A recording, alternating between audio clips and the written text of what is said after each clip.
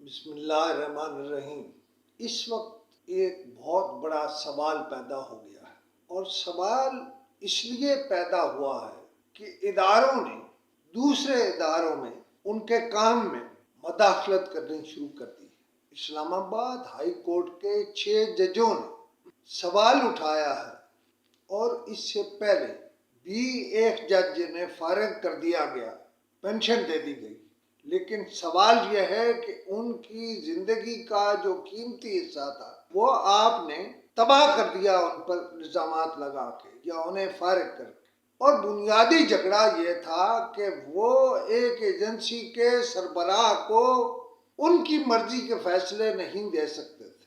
اب 6 ججوں نے کہا ہے، کیا اوپر جوڈیشری میں ان کو ایسا نظام ہے جس پہ فوری ایکشن ہوتا؟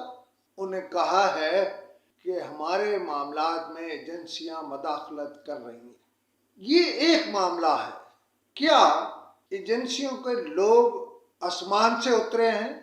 وہ ملک کی سیکیورٹی کے لیے بہت اچھا کام کر رہے ہیں، ہمیشہ کرتے رہے ہیں، کرتے رہیں گے، اور ہم خوش ہیں، لیکن معاملہ یہ ہے کہ عدالتوں کو انصاف کیوں نہیں دینے دیتے اور فیلڈنگ لگا دیتے ہیں۔ یہ ایک ایشو نہیں ہے۔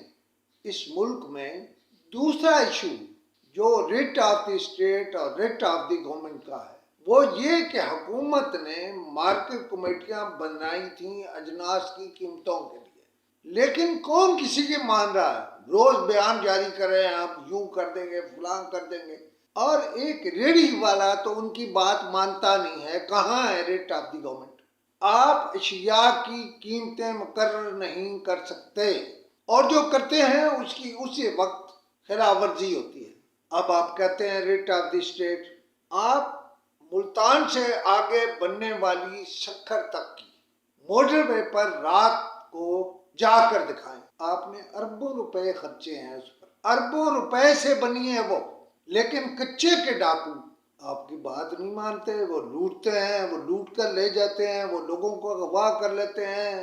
آپ ٹینک تو چڑھا چکے ہیں ان پہ، گولی ایک طرف ہے، ٹینک ہمیشہ فوج دشمن کے خلاف استعمال کرتی ہے، لیکن آپ کی ریٹ آف دی گورنمنٹ، میں ذرا کم لفظ استعمال کر رہا ہوں، ریٹ آف دی اسٹیٹ، وہ تو آپ سے قابو نہیں آ رہے۔ ایک طرف سندھ پولیس ہے، ایک طرف پنجاب پولیس ہے، ایک طرف وفاق ہے۔ اس کا مطلب یہ ہے اگر اب بھی وہاں لوٹ مار ہے، اب بھی آپ وہ سڑک، وہ موٹر وے نہیں کھول سکے، تو اس کا مطلب یہ ہے کہ آپ فارغ ہیں۔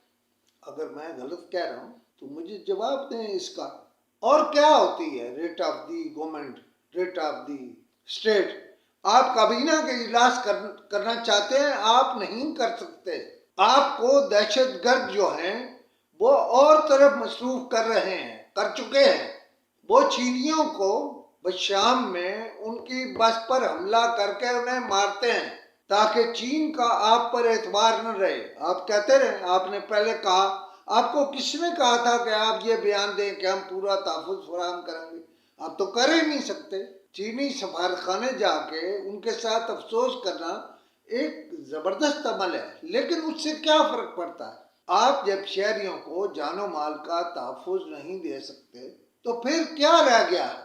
آپ سے میرا سوال ہے کہ آپ کہتے ہیں یہ ہم بہت اچھا کام کر رہے ہیں۔ سوال یہ ہے کہ انہوں نے سب کچھ پلان کیا ہوگا، ایک دوسرے کو کنوے کیا ہوگا، تربت میں ایک دوسرے کو کنوے کیا ہوگا، ایک دوسرے کے ساتھ رابطہ ہوگا۔ اس وقت کہاں تھے آپ؟ ان کی باتیں تو نہیں سنتے۔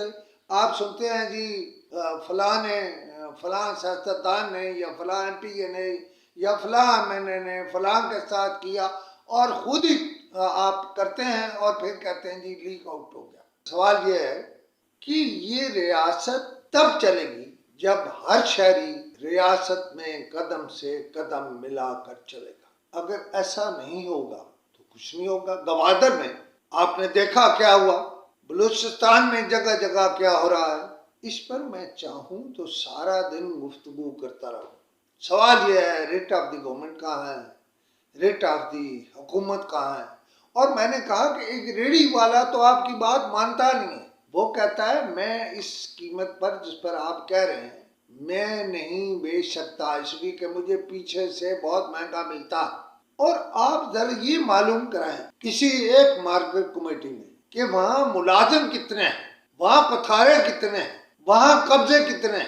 ہر مارکیٹ کمیٹی کے ساتھ ایک آڑت ہے، دکانیں ہیں، چیزیں ہیں، لیکن کوئی نہیں. اب میں اس پر جتنی گفتگو کرتا جاؤں گا میٹر کی کوئی کمی نہیں. سب باتیں چھوڑیں، پہلے ریٹ آف دی گورنمنٹ اور ریٹ آف دی ریاست قائم کریں. یہ جو کچے کے ڈاکو ہیں یہ آپ سے قابو نہیں پا رہے. آپ موٹر وے چلا نہیں سکتے، شام کو بند کر دیتے ہیں. وہ جو خواب تھا میاں محمد نواز شریف کا کہ ہم لاہور سے کراچی تک جایا کریں، جانا شروع بھی ہو گئے تھے لیکن پھر جانا بند بھی ہو گئے.